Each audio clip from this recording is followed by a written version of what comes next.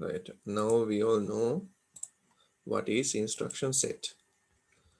Here mainly they have explained in the microprocessor what kind of instruction sets are there. So how it's vary.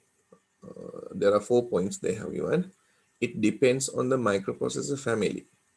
So one microprocessor different from another microprocessor according to the family, right? So Intel family is there, right? Motorola family is there. So mainly here in this lesson we are focusing on Intel family. So that means little endian method we are going to use.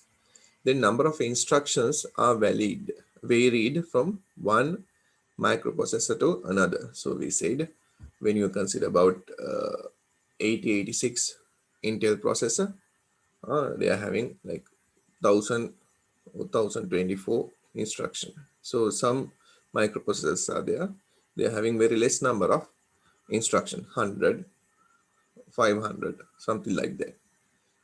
Okay, the format of the instruction set different from the microprocessor to another format of the instruction set. So different formats. So here we are having move, add, subtract, like that. Some can have another instruction set. RISC and CISC based instruction set could be there, but a combination also there. So you all can remember in the last video we have discussed about RISC, mainly using for the dedicate machines, it's like scientific things, so something like that. But CISC, it is for the personal computers, i3, i5, i7, i9. They have used this CISC basis, right? Complex instruction set computer, right? Then here you can see this is some instruction set given to the microprocessor. So why we are using this instruction set? Manufacturers la CPU එක හදද්දී මේ CPU එක වැඩ කරන්න ඕන විදිය කියලා දෙනවා. මේ කියලා දෙන instruction set එක තමයි මේ තියෙන්නේ. මොනවාද කරන්න පුළුවන්. එතකොට program කෙනෙක් විදියට හරි එහෙම නැත්නම් CPU එකත් එක්කලා මොනවා හරි hardware device එකක් අපි හදන්න යනවා නම් හරි අපිට මේ instruction set එක ගොඩක් වැදගත්. මේ instruction set එකෙන් මොනවද වෙන්නේ? ඒක machine code එකට කොහොමද convert කරගන්නේ? ඒකට කොච්චර bytes ප්‍රමාණයක් අවශ්‍යද? ඒකට කොච්චර clock cycle ප්‍රමාණයක් අවශ්‍යද කියන එක මෙන්න මේ instruction set එකෙන් අපිට බලා ගන්න පුළුවන් කමක් තියෙනවා. ඒතර මෙතන මේ දීලා තියෙන්නේ this is Intel 8086. මේ කියන්නේ Intel 8086 process එක හදද්දී ඒගොල්ලන් දීපු instruction set එකක් තමයි මේ තියෙන්නේ. So it follows little endian method. ඇයි කියන එක දැන් දන්නවා. ඒකට හේතුව Intel process එක ඒගොල්ලන් පාවිච්චි කරන්නේ little endian කියන එක. ඒතකොට little endian කියලා කියන්නේ මොකක්ද කියන එක දැන් දැනගන්න ඕනේ. එතනදී මොකක්ද වෙන්නේ? little endian කියන්නේ L. low bit එක තමයි ඉස්සෙල්ලාම ගන්නෙ. ඊට පස්සේ තමයි high bit එක යන්නේ. That means the low byte store first. Example, move AX, NNMN. එතකොට දන්නවා මේ මොකක්ද කියන්නේ කියන එක. මතක ඇති මං හිතන්නේ. මෙතනදී මේ කිව්වේ මොකක් ගැනද? AX එකනේ. AX කියලා කියන්නේ මොකක්ද? අපි පළවෙනිට බඳගෙන ඉගෙන ගත්තා. AX කියලා කියන්නේ general purpose register එකක්. එතකොට මේ general purpose register එක ගත්තොත් මෙන්න මෙච්චර ප්‍රමාණයක්. කොච්චර ප්‍රමාණයක්ද?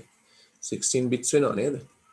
එතකොට මේක ගත්තොත් එහෙම මේක කොටස් දෙකකට බෙදා ගන්නවා A H A L. එතකොට ඔයගලන්ට මතක ඇති accumulator high bit එක, accumulator low bit එක, right? A කියන්නේ එතකොට මෙතනට 8 bits එනවා, මෙතනට 8 bits එනවා. හරිද? එතකොට මේ තියෙන්නේ මොකක්ද? okay. right, ඊට පස්සේ මේක store කරද්දි මොකද වෙන්නේ? අපි store කරද්දි memory එකේ memory එකේ store කරන විදිහ තුනක් ගැන කතා කරුවා. මොනවාද? little endian method එක, ඊට පස්සේ big endian method එක, ඊට පස්සේ by endian method එක. by endian method එකේදී දෙකම පාවිච්චි කරන්න පුළුවන්. ඒතකොට මේක ගත්තම මේ තියෙන memory එක. right? එතකොට අපිට අවශ්‍ය හැම data එකක්ම store කරලා තියෙන memory එකේ. දැන් මොකද්ද මෙයා කියලා තියෙන්නේ? move AX NNMM. එතකොට මෙන්න මේ හිර ගියා මේ තියෙන අපේ instruction එක. මේ instruction එකට අදාළ දේවල් තමයි මේ තියෙන්නේ කොච්චර බයිට්ස් ප්‍රමාණයක් යනවද? එතකොට මේකට සම්බන්ධ වෙලා තියෙන්නේ මේ B8 B8 AX කියන එකත් එක්ක සම්බන්ධ වෙලා තියෙන B8 කියන එක. එහෙනම් ටක් ගාලා පළවෙනි ඉන්ස්ට්‍රක්ෂන් එක මෙන්න මොකද්ද? B8. ඊට පස්සේ මොකක්ද මේ දාලා තියෙන්නේ? NNMM. කියන්නේ NNMM කියලා කියන්නේ මේ assign කරන value එක. මේ register එක තියෙනවා 16 bit register එක තියෙනවා. මේ 16 bit register එකට enter කරන්නේ මෙයා මේ NNMM කියන එක. NNMM. හරි. එතකොට මේ තියෙන්නේ අපේ high bit එක, මේ තියෙන්නේ අපේ low bit එක. එහෙනම් මොකක්ද වෙන්න ඕනේ? ඉස්සල්ලාම memory එකට add වෙන්න ඕනේ කවුද? low bit එක. ඒකට හේතුව ඇයි මේක little endian method එකක්. හරිද? little endian method එකක්. එතකොට මෙන්න මේක තමයි මෙතනට assign වෙන්නේ. right? මෙතනට assign වෙන්නේ මේක. high bit එක NNMM තිබිච්ච එක දැන් මොකද වෙන්නේ? මේ memory එකේ store වෙද්දී කොහොමද store වෙන්න ඕනේ? MM ඉස්සල්ලා ඊට පස්සේ තමයි n කියන එක එන්නේ. එතකොට මේක 300 301 302. එතකොට මේ හැම එකක්ම මොකද්ද? මේ හැම එකක්ම මේ තියෙන addresses. මේ memory addresses. මේ memory address එකට අදාළ වෙච්ච location එක තමයි මේ තියෙන්නේ. එතකොට මේගොල්ලන්ට තේරෙන්නේ තනිකරම byte code එක. එතකොට මෙතන තියෙන hexadecimal number එකක්. right? hexadecimal number එක. එතකොට B කියන එක ගත්තොත් එහෙම අපි ඉගෙන ගත්තා. A කියලා කියන්නේ මොකක්ද? 1010. B කියලා කියන්නේ මොකක්ද? 1011. C කියලා කියන්නේ මොකක්ද? 1 1 1 0 1 0 0. හරි. එතකොට ඒක ටික මතක තියාගන්න. එතකොට මේ මෙතන තියෙන B8 කියලා කියන්නේ මොකක්ද? එතකොට B කියලා කියන්නේ 1 0 1 1. ඊට පස්සේ 8 කියලා කියන්නේ මොකද්ද? 1 0 0 0. ඒක hexadecimal වලට කන්වර්ට් කරලා තියෙනවා. එතකොට මේ 8 bits වලින් නේද? මතකයි මේ තියෙන 8 bits වලින් මේක ගිහිලා තියෙනවා. 8 bit එකත් එක්කලා මේක ස්ටෝර් කරලා තියෙනවා. ඒ වගේ තමයි මේ 301 කියලා address එකේ තියෙන address එකේ තියෙන ඒ අදාළ location එකේ තියෙන value එක තමයි මේ mm කියලා කියන්නේ. එතකොට මේ වලට එක figures දීලා අපිට අපෙන් අහන්න පුළුවන්. Data access method. Within CPU, data stored in the internal registers and data stored in the memory. දැන් මොකක්ද වෙලා තියෙන්නේ? අපි ගත්තොත් එහෙම CPU එක ඇතුලේ registers එක්කලා මොකද වෙන්නේ? ඒගොල්ලන්ට ගනුදෙනු කරන්න පුළුවන්. CPU එකට පුළුවන් immediately ඒගොල්ලන්ගේ ඇතුලේ තියෙන ඒවා ටක් ගාලා access කරන්න නේද? ඕක ඇතුලේදී කතා වෙනවා general purpose registers වල තියෙන values කොහොමද access කරන්නේ? special purpose වල තියෙන registers වල තියෙන values කොහොමද කරන්නේ? ඊට පස්සේ cache memories තියෙනවා. නම් අපි cache memories ගැන මෙතනදී කතා කරන්නේ. ඊට පස්සේ එළියේ තියෙනවා main memory එක, physical memory එක. එතකොට මේ physical memory එකේ තමයි data store කරලා තියෙන්නේ. එහෙනම් මේක access කරන්න තව method එකක් තියෙනවා. එතකොට අපිට මෙතනදී තේරෙනවා CPU එක ඇතුලේ තියෙන internal registers access කරන method එකක් ඕනේ. ඒ වගේම තමයි CPU එකෙන් පිට තියෙන memory එක access කරන්න අවශ්‍යයි. එතකොට මේ methods දෙකක් ගැන අපිට කතා කරන්න වෙයි. දැන් අපි මෙතන ගත්තොත් එහෙම EX move BX, AX. මොකද්ද මේකේ තේරුම? What is the meaning of this one? BX කියන register එකට AX කියන register එකේ value එක assign කරනවා. හරිද? දැන් එතකොට අපි දන්නවා මේ හැම එකක්ම 16 bit යන්නේ කියලා. එතකොට මේ තියෙන්නේ හිතලා බලන්න මෙතන තියෙන value එකක්. මේ තියෙන්නේ AX කියන register එක. මෙතන තියෙනවා BX කියන register එක. එතකොට මේකේ මොන හරි value එකක් තියෙනවා. මෙන්න මේ වගේ. හරි. එතකොට මොකද්ද කරන්නේ? මෙන්න මේක මෙතනට assign කරනවා. මේක තමයි මේකෙන් කියලා තියෙන්නේ. right? BX. එතකොට මේක අපි ගිහිල්ලා බැලුවොත් එහෙනම් move BX කියන එක මෙන්න මේ තියෙන්නේ. එතකොට මේ තියෙන්නේ. මෙතනදී වෙනදී මේ 2 bytes යනවා. 2 bytes යන්නේ ඒ කියන එක දන්නවා. මේ තියෙන්නේ clock cycles 2යි මේ තියෙන එකට අදාළ machine code එකෙන් දැනගන්න ඕනේ කම්පියුටර් තේරෙන්නේ ones and zeros. එහෙනම් මේ ones and zeros වල තමයි මේක මේව කරන්නේ. මේ ones and zeros දැම්ම සෑහෙන දිග වෙන හින්දා මෙතන hexadecimal පාවිච්චි කරලා මෙයා ෂෝට් කරලා තියෙනවා. එතකොට මොකක්ද වෙන්නේ? මෙන්න මේ කෝඩ් එක තමයි ඉතින් memory එකේදී ගිහිල්ලා store කරලා තියාගෙන ටක් ටක් ගාලා අවශ්‍ය ඒවා දෙන්නේ. නමුත් මේක registers දෙකක්. එහෙනම් memory එකට යන්න අවශ්‍යතාවයක් නැහැ. registers වලදීම මේක කියන්නේ CPU එක ඇතුළේදීම මේක මාරු කරගන්න පුළුවන්කම තියෙනවා. right? The values in the register AX will be assigned to BX. එතකොට register වල තියෙන values තමයි assign කරගන්නේ. එතකොට ටක් ගාලා ඔලුවට එන්න ඕනේ මේක තියෙන මේ CPU එක ඇතුලේ. general purpose registers දෙකක් නේ. එතකොට මේ දෙකේ values ටික මේක ඇතුලේ තියෙන. එහෙනම් මේක ඇතුලේ ටක් ටක් ගාලා එයාට මාරු කරගන්න පුළුවන් කමක් තියෙනවා. එතකොට බැරි වෙලාවත් physical memory එකට යන්න උනා නම් මොකද්ද වෙන්නේ කියන එකත් කල්පනා කරන්න. physical memory එකට යන්න උනා නම් location එක හොයාගන්න ඕනේ, address එක හොයාගෙන එතනට ගිහිල්ලා යන්න. memory එකට යන්න ඕනේ, memory එකෙන් data ටික ගන්න ඕනේ, data අරගෙන ආපහු එන්න ඕනේ. ඇවිල්ලා ඒ අදාළ instruction decoder එක හරහා ඇවිල්ලා ඒ instructions ටික දෙන්න ඕනේ. CPU එකට දීලා මේ අදාළ calculation එක කරන්න ඕනේ. එතකොට එතනදී තියෙන delay එක චුට්ටක් ගැන හිතලා බලන්න. right? එතකොට ඇතුලේ internal registers ඇතුලේ මේ data මාරු කරගද්දි වෙලාව ඉතුරුයි speed. ඊට පස්සේ මෙතනදී කියලා තියෙනවා move AX, NN, MM. අන්න ටක් ගාලා ඔයගලන්ට ආවා. මේක Intel processor එකක්. එහෙනම් මෙතන තියෙන්න ඕනේ little endian කියන එක. AX කියලා කියන්නේ register එකක්. මේ register එකට මෙන්න මේ value එක assign කරලායි තියෙන්නේ. මේ value එකේදී 16 bits තියෙනවා නේද? AX කියලා කියන්නේ 16 bit register එකක්. එතකොට මෙතන තියෙන්නේ hexadecimal numbers දෙකක් නේද? අපිට මෙතන බලුවොත් එහෙම hexadecimal numbers දෙකක්. මේක little endian හින්දා mm එක memory එකේ ඉස්සෙල්ලා store වෙනවා. ඊට පස්සේ තමයි nn එක එන්නේ. මේක AX හින්දා එයාට අදාළ වෙන්නේ B8 කියන එක. B8 nn mm විදිහට තමයි මේක store වෙන්නේ. The values have to access from the memory. දැන් මොකද්ද වෙන්නේ? මෙතන මේ කියපු එකත් එක්කලා හැමදේම store වෙන්නේ memory එකේ. So the computer system require two different mechanisms to access the data within the CPU and outside the CPU. අන්න ඕක තමයි mainly focus කරගන්න ඕනේ මෙන්න මේ ටිකේදී. හරිද? එතකොට අපේ instruction set එකක් තියෙනවා. ඒ instruction set එකෙන් කියලා තියෙන CPU එක කොහොමද හදන්නේ කියලා. CPU එක ඇතුලේ මොන වගේ operations ද වෙන්නේ කියලා.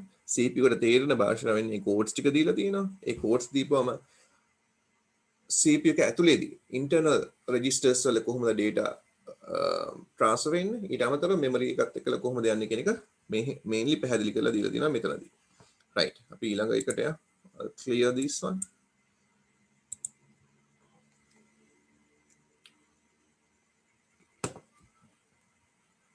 Now here mainly they have mentioned about how can we access the operands stored in different locations. Why we need different address mechanism? For that question, I have given the answer, right? Some values are there that is inside the registers. So for some operations, they require to transfer the data stored in the register to the another register, another general purpose register within the CPU. And again, that is some kind of operations also there. Operation and the operands. Add AX, BX. Add means that is the operation. AX, BX කියන්නේ මොකක්ද? AX, BX කියලා කියන්නේ general purpose registers වල තියෙන values. නේද? මං කියන එක මතකයි නේද ඔයගලට? AX, BX. මෙහෙම දුන්නොත් එහෙම. නේද? Add. ඔන්න instruction set එක. මේක mnemonic code එකක්. assembly language එකේ තියෙන එකක්. එතකොට මේක දුන්නොත් එහෙනම් මොකක්ද වෙන්න ඕනේ? මේකෙන් මොකක්ද වෙන්නේ කියන එක ඒගොල්ලන් කියලා දෙනවා. AX කියන එකට assign කරගන්නවා. මොකක්ද? AX plus BX. එතකොට මේ internal registers වල අතර තියෙන දේ. එතකොට මේක ඉතාමත්ම fast නේද? අරහිට මෙහෙට යන්න දෙයක් නෑ. නමුත් අපි ගත්තොත් එහෙම why we need two mechanisms, address mechanisms, because we have to access the values in the physical memory too. So there must be another operation. Think about that. Right. I'll clear this one. Then they have given now the addressing modes are coming into action. The instruction set of 8086, right? So they have given addressing modes. The methods of specifying an operand in instructions: immediate, direct, register, register indirect, register relative, based index, relative based index. එතකොට මේවා ටික නිකන් 3-4ක් මතක තියාගන්න තරම් ඇති නේද? මෙන්න මේ වගේ addressing schemes ටිකක් තියෙනවා. එතකොට immediate ආපු ගමන් ටක් ගාලා අපිට CPU එකට අවශ්‍ය දේවල් ටක් ගාලා access කරගන්න පුළුවන් කියනවා. මේ වෙලාවේ පාවිච්චි කරපු ඒවා ස්ටෝර් කරලා තියෙන කොයි හරි තැනක ටක් ගාලා ඇක්සස් කරගන්න පුළුවන් ඩිරෙක්ට් ඇක්සස් අර හිට මෙහාට යන්න දෙයක් නැහැ රෙජිස්ටර් එකේ තියෙන values access කරගන්න විදිය addressing modes එතකොට මතක තියාගන්න instruction set එකේ යටතේ එකක් තමයි අපි කතා කරන එක point එකක් තමයි addressing mode එක. එතකොට මේක හදද්දි මේ තියෙන addressing mode එක මොකක්ද කියන එක. register එක ගත්තොත් එහෙම CPU එක ඇතුලේ ටක් ටක් ගාලා මේවා කරන්න ඕන. register indirect කියලා කියන්නේ register එක ඇතුලේ value එකක් තියෙනවා. CPU එක එතනට ගියාම data ටික හොයාගෙන මොකද වෙන්නේ? එයා direct කරනවා තවත් තැනකට. right? එතකොට register එකට register indirect කියන එක. right? ඔය දේවල් ටික චුට්ටක් බලන්න. ඊට පස්සේ වැදගත්ම වෙන දෙයක් තමයි අපි කතා කරුවා special purpose registers ගැන. එතකොට another special purpose register එකක් තමයි මේ instruction pointer කියලා කියන්නේ. instruction pointer. එතකොට මේක von Neumann architecture එකේදී අපි ඉගෙන ගත්තේ program counter කියලා. එතකොට මතක තියාගන්න මේ program count එකයි instruction pointer කියන එකයි දෙකම එකයි. එතකොට මේ instruction pointer එකෙන් මොකක්ද වෙන්නේ? හැමතිස්සෙම එයා point out කරගෙන ඉන්නවා where to move next ඊළඟට යන්න ඕන memory location එක මොකක්ද කියන එක point out කරනවා. හිතන්නකො අපිට instruction set එකක් තියෙනවා කියලා. මෙහෙමනේ අපි ලිව්වේ. අපි ගමු මෙන්න මේ විදිහට එකක් program එකක්.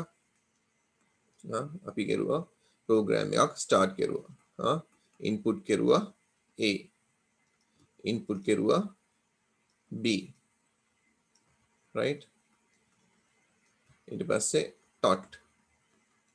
total is equal A plus B. ඊට පස්සේ output total. ඊට පස්සේ stop. මේක නිකන් වෙනවද මේ program එක? නැහැනේ. දැන් අපි ගමු මේකට test data ටික 25 61 කියන test data ටික අරගෙන මේක නිකන් test කරමු මොකක්ද වෙන්නේ? input A keyboard එකෙන් මේක දාපුවම keyboard එකේ PS2 port එක හරහා ගිහලා ඔන්න motherboard එකට ගිහිල්ලා මේක RAM එකට යනවා. එතකොට RAM එකට ගියාම මොකද්ද වෙන්නේ? මේ hand trace table එකක් අනින්න A 25 B මේක 61 ඔන්න ස්ටෝර් කරගත්තා memory එකේ.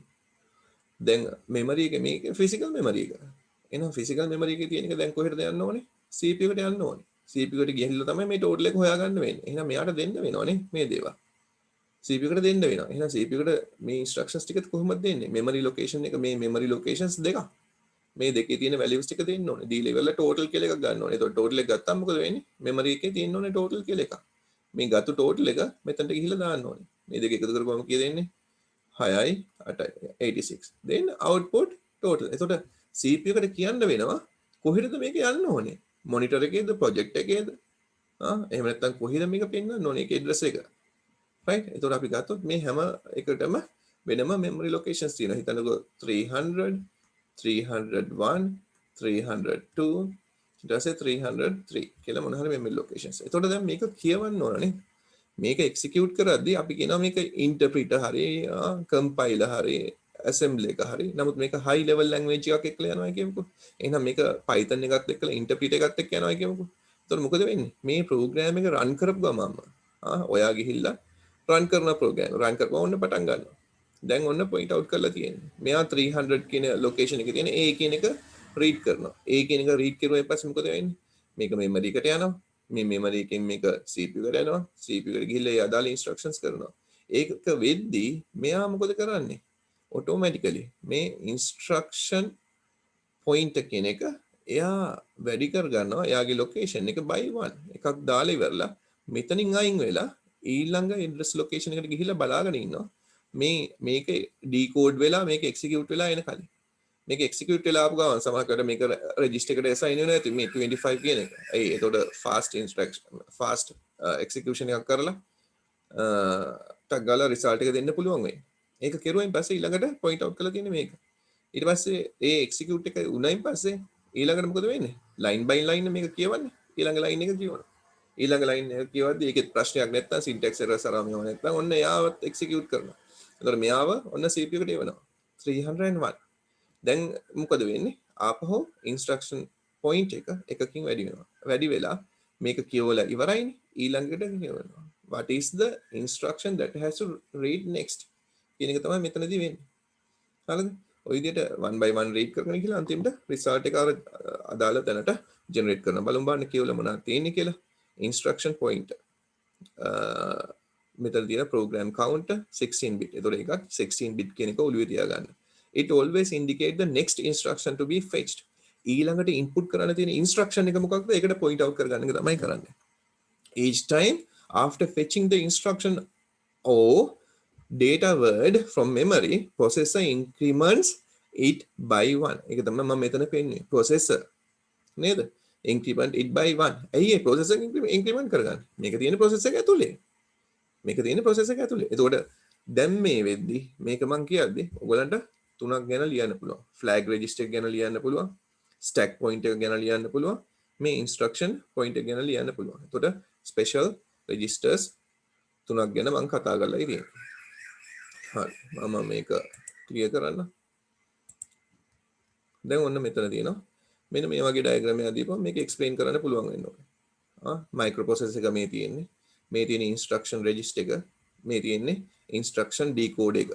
නේද? right? instruction decode එක. right. දැන් මොකද වෙන්නේ? මේ තියෙන්නේ memory එක. මේ memory එක කියලා කියන්නේ physical memory එක.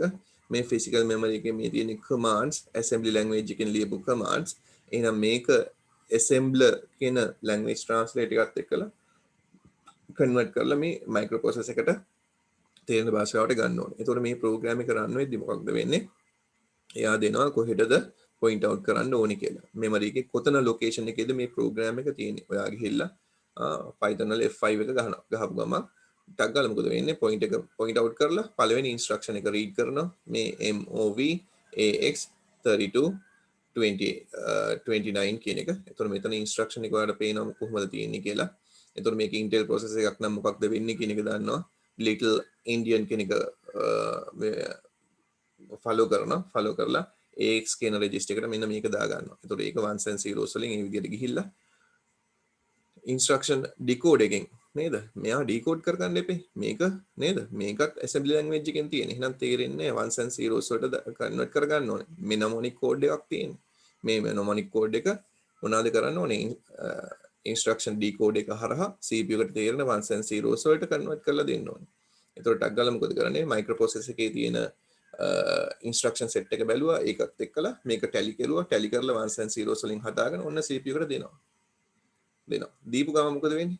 instruction point එක මෙතනට මේක ගත්තු ගම instruction point එක අර increment කරලා තියෙනවා ඊළඟ එකට. එකකින් වැඩි කරලායි තියෙන්නේ. එකකින් වැඩි කරලා නම් මේ 1201 කියන එකට point out වෙලා තියෙන්නේ. ටක් ගාලා එතන තියෙන එක read කරනවා. මෙතන decode වෙච්ච ගම read කරලා එයාව ඇතුළට ගන්නවා.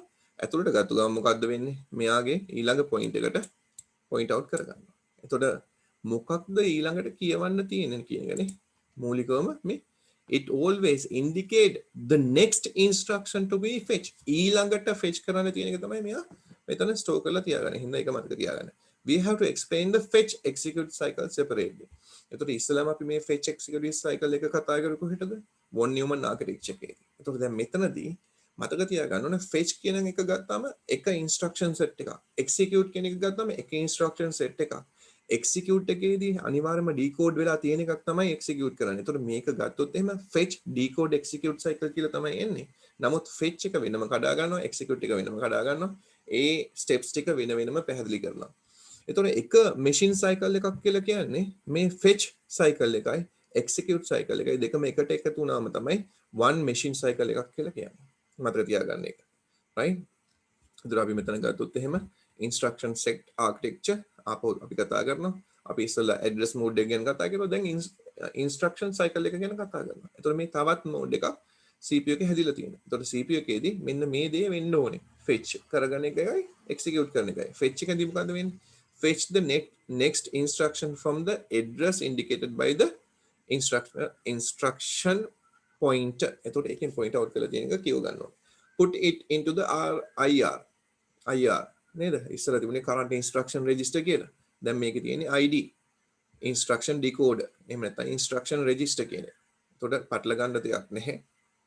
right? එතකොට මේ ID කියන එක instruction decoder එකෙන් මොකක්ද වෙන්නේ? අර physical memory එකේ තිබිච්ච assembly code එක ගෙනාව assembly එක හරි මොන හරි එකක් පාවිච්චි කරගෙන එයා මොකද කරන්නේ? මේක decode කරනවා. decode කරනවා කියලා කියන්නේ ones and zeros වලට හරියට අර instruction set architecture එකේ තියෙන ඒ codes වලට convert කරගන්න එක. ඊට පස්සේ ඒක කරන ගමන් කරන පටන් ගන්න increment IP by 1. මෙතන මේ cursor එක තියෙන යා කළු පාටට IP by 1 increment IP by 1 IP by 1 කියලා කියන්නේ මොකද්ද instruction point එක එකකින් increase කර ගන්නවා ඒ කියන්නේ it will point out to the next fetch next to be fetch ඊළඟට fetch කරන්න ඕනේ instruction එකට ඒක කරලා තියෙනවා ඒක තමයි fetch cycle එක ඒක වෙනම explain කරන්න පුළුවන් වෙන්න ඕනේ ඔන්න මෙතන දීලා තියෙනවා machine cycle එක කියලා කියන්නේ fetch cycle එකයි execute cycle එකයි දෙක මේකට එකතු වුණාම තමයි ඒ instruction එක සම්පූර්ණයෙන්ම කරලා ඉවර වෙන්න යන එකට තමයි මේ machine cycle එක කියලා කියන්නේ. then execute cycle එකේදී තමයි අර instruction register එකට දාපු ඒ code එක decode කරන්නේ decode method එක. ඒතර මේක තියෙන්නේ CPU එක ඇතුලේ තියෙන register එකක්. තවත් register එකක් තමයි මේ decode එක. ඒතර execute the instruction දැන් තමයි CPU එකට මේක තේරෙන්නේ. ඒතකොට control unit එකකින් හරි control unit දැන් මේ signal එක decode කරනවානේ decode කරනවාන් පස්සේ අඳුර ගන්නවා මේක arithmetic operation එකක්ද කරන්න තියෙන්නේ logical operation එකක්ද කරන්න තියෙන්නේ එහෙම නැත්නම් නිකන් controlling එකක්ද කරන්න තියෙන්නේ කියලා. ඒ signal එක අඳුරගත්තයින් පස්සේ එයා ඒ decode කරපු instruction එක move කරනවා control unit එකට හරි ALU එකට හරි move කරනවා. ඒ move කරුවායින් පස්සේ මොකක්ද වෙන්නේ? control timing and the control unit මොකද වෙන්නේ? එයාට මේ instruction එක આવොත් එයා ඒක execute කරනවා. execute කරලා ඒ අදාළ figures ටික ඔය general purpose වල කොහෙද හරි තියාගෙන ඉන්න. එහෙම නැත්නම් යාට ඒක output කරන්න කිව්වනම් ආපහු physical memory එකට මේක යවනවා. හොඳට ඔලුවට ගන්න කතන්දරේ. right? If the instruction is a branch instruction, reset the instruction pointer to branch address. දැන් මෙතන මේ මොනවද කියලා තියෙන්නේ? දැන් execute කරද්දි මෙයාට දෙනවා message එකක් jump කරන්න මැදට jump කරලා මෙන්න මෙතන function එකක් තියෙනවා. මේ function එක ඉස්සෙල්ලා execute කරලා ඉන්න.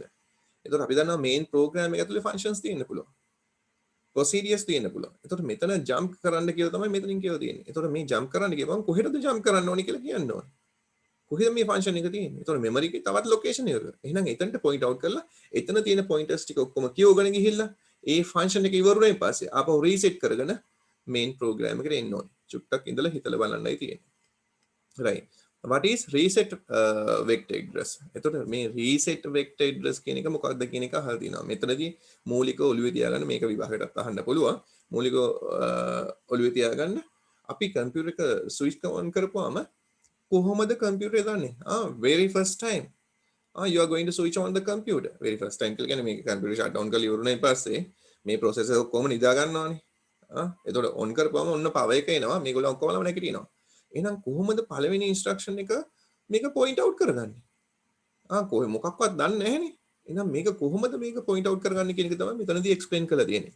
reset vector කියලා කියන්නේ අන්න එයා තමයි ඒ address එකට තමයි computer CPU එකේ මේ instruction point එක එන එක first point out කරන්නේ. බලමු මොනවද දීලා තියෙන්නේ කියලා. මේ සර්ගේ answer එකමයි this is the starting address of the microprocessor and it will be loaded into IP instruction pointer at the startup. ඔච්චරනේ වෙන්න ඕනේ. පළවෙනි point එක දුන්නායින් පස්සේ ඊට පස්සේ ඊළඟ ටික read කරගනි. operating system එක ගෙනලා දෙයි. ඊට පස්සේ අපිට ඕන විදිහට වැඩ කරලා දෙන්න පුළුවන්. Then microprocessor can go to this address to bring the first instruction. So all the time we must align the first instruction of our initialization of the program to reset vector address. ගොඩක් තැන්වලදී මේක 00 කියලා මේ h කියලා කියන්නේ hexadecimal කියන number එක 00 වලින් දීලා තියෙන්නේ 1 2 3 4 5 මේක බයිනරි වලින් දුන්නා නම් මොකද වෙන්නේ 4 වරක් 5 20ක් bits 20ක්. ඒතකොට මේක long form තියෙන හින්දා අපිට humans ලට ලේසියෙන්ම read කරගන්න එහෙම නැත්නම් program එක ලේසියෙන්ම read කරගන්න මෙන්න මේක මේ විදිහට දීලා තියෙනවා. explain this slide. මේ මම දාගත්තු එක move ax මොකක්ද කියන එක ටග්ගල මේක කියවදී ඔයා දන්නවා දැන් මේ අපි කතා කරන්නේ හැමතිස්සෙම මොකක් ගැනද මේ data transfer කොහොමද data transfer වෙන්නේ. එතකොට මේ කතා කරන්නේ ax කියන register එක මේ තියෙන්නේ අපිට values ටිකක් තියෙනවා. එතකොට මේ තියෙන්නේ high bit එක high byte එක මේ තියෙන්නේ low byte එක. එතකොට මේ දෙක කොහොමද වෙන්නේ මේක microprocessor එක Intel නම් මේක පාවිච්චි කරන්නේ little endian කියන එක කොහොමද මේක store වෙන්නේ කියන එක. දැන් මේ ax කියලා ගත්තොත් register එකේ value එකක්මයි. වෙන දේවල් නෑ මේ register එක ඇතුළට මේක sign කරගන්න කියලා තමයි මේ කියලා තියෙන්නේ. right? මෙතන දාලා තියෙනවා B8 5813. මෙහෙම දැකපු ගමන් ඔයගොල්ලන් දන්නවා ax කියන register එකේ අපිට instruction set එක දෙයි එයා. එතකොට මේක මොකද වෙලා තියෙන්නේ? little endian තියෙන හින්දා මේ low byte එක ඉස්සලා දාලා තියෙනවා. ඊට පස්සේ high byte එක දාලා තියෙනවා. එතකොට මේක store වෙන විදිය තමයි memory එකේ physically කොහොමද store වෙන විදිය තමයි මේ කියලා තියෙන්නේ. move ax මෙහෙම කියලා දීලා තියෙනවා effective registers මේකත් එක්කලා මේක රීඩ් කරද්දි මෙන්න මේ ඉන්ස්ට්‍රක්ෂන් එක රීඩ් කරද්දි මේ අපි දීපු එකක් නේ ප්‍රෝග්‍රෑම දීපු එකක් නෙමේ assembly language එකේ මේ move ax කියලා කියන්නේ ප්‍රෝග්‍රෑම දීපු එකක් එහෙනම් මේක කොහොමද වෙන්නේ මේක effectively කොහොමද මේක වෙන්නේ 3 byte instruction මේ ඔක්කොම තියෙන්නේ අර instruction set architecture හරිද අපිට දීපු කොලේ ඒ කොලේ දීලා තියෙනවා CPU එක කොහොමද හදලා තියෙන්නේ කියලා. ඒතකොට ඒක ගත්තොත් මේක රීඩ් කරලා ඒ අදාළ දේවල් වෙන්නේ කොහොමද? instruction point එක මෙතනට එනවා in action IR current instruction register එහෙම නැත්නම් instruction register එක එහෙම නැත්නම් instruction decode එක අවශ්‍ය වෙනවා. ඊට පස්සේ AX register එක අවශ්‍ය වෙනවා. එතකොට මොනවාද මේකට effective registers? එතකොට මේ වගේ අපිට command එකක් instruction එකක් දීලා මේ instruction එක කොහොමද වැඩ කරන්නේ කියලා අහයි. එතකොට මෙතනදී මේ register එක පාවිච්චි වෙන විදිය මේ register එක ඇතුලේ 16 bits තියෙන්නේ. ඒක high byte එකයි low byte එකයි කියලා කඩලා තියෙනවා. නමුත් මේ process එක little endian හින්දා මේ දෙක මාරු වෙන එක ගැන ඒව ගැන පොඩ්ඩක් කතා කරන්න. Data flow diagram in instruction in memory. කොහොමද මේක වෙන්නේ? flow diagram එක කොහොමද වෙන්නේ කියන එක අපි ගත්තොත් එහෙම වැඩි ලොකුවට හිතන්න දෙයක් නැහැ. මොකක්ද වෙලා තියෙන්නේ? මේ instruction එක ආපු ගමන් මේක CPU එක තේරුම් ගන්න කොහොමද? ඔන්න CPU එක තියෙනවා. right? මේ CPU එක ඇතුලේ special registers ටිකක් තියෙනවා.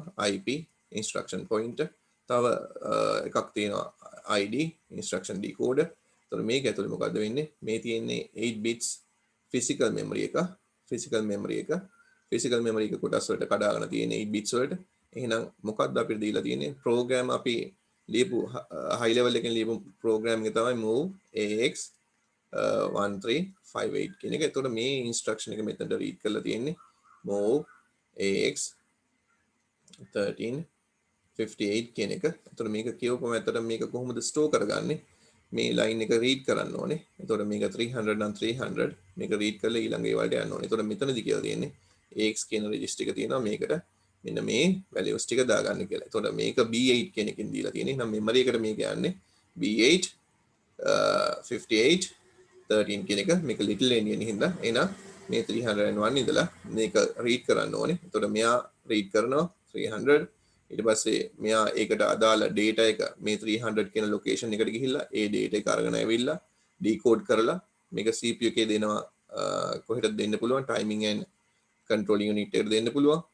ඊට පස්සේ එහෙම නැත්නම් ALU ඒ operation එක අනුව ටක් ටක් ගාලා control unit එක බලනවා මේක කොහෙටද යොමු කරන්න ඕනේ කියලා.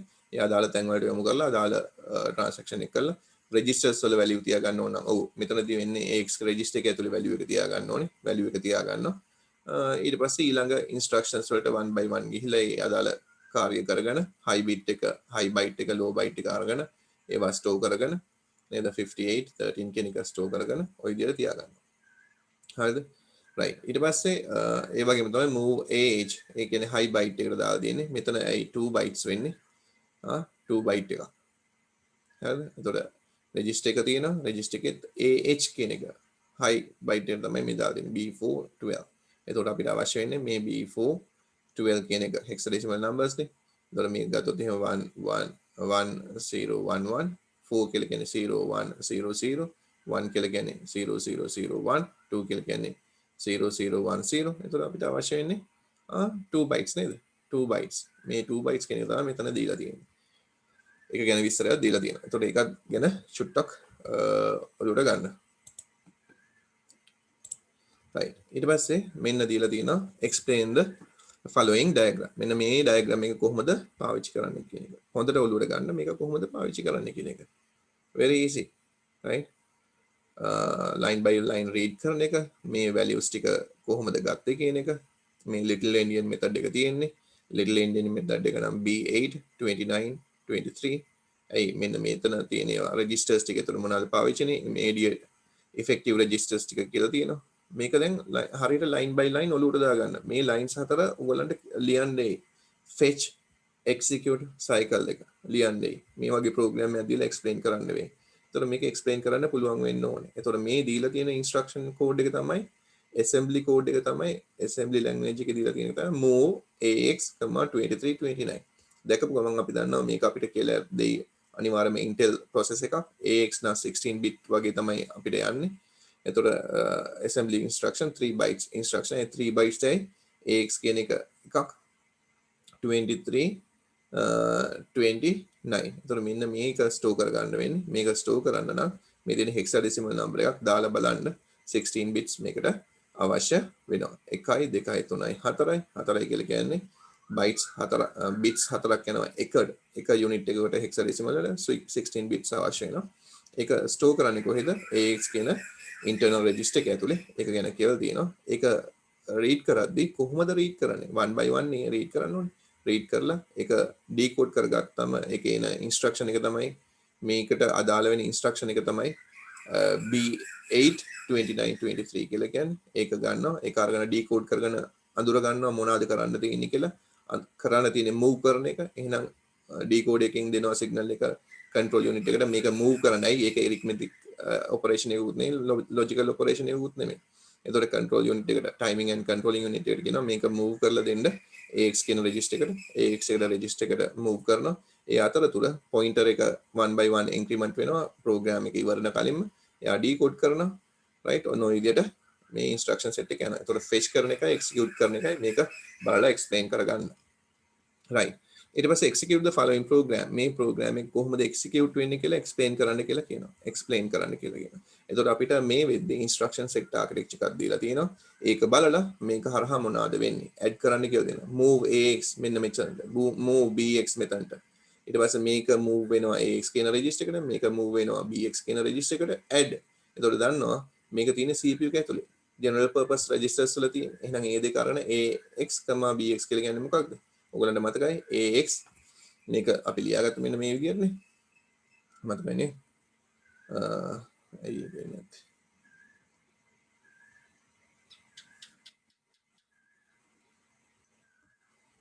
AX නේද? මේක assign කරලා තිනවා AX BX.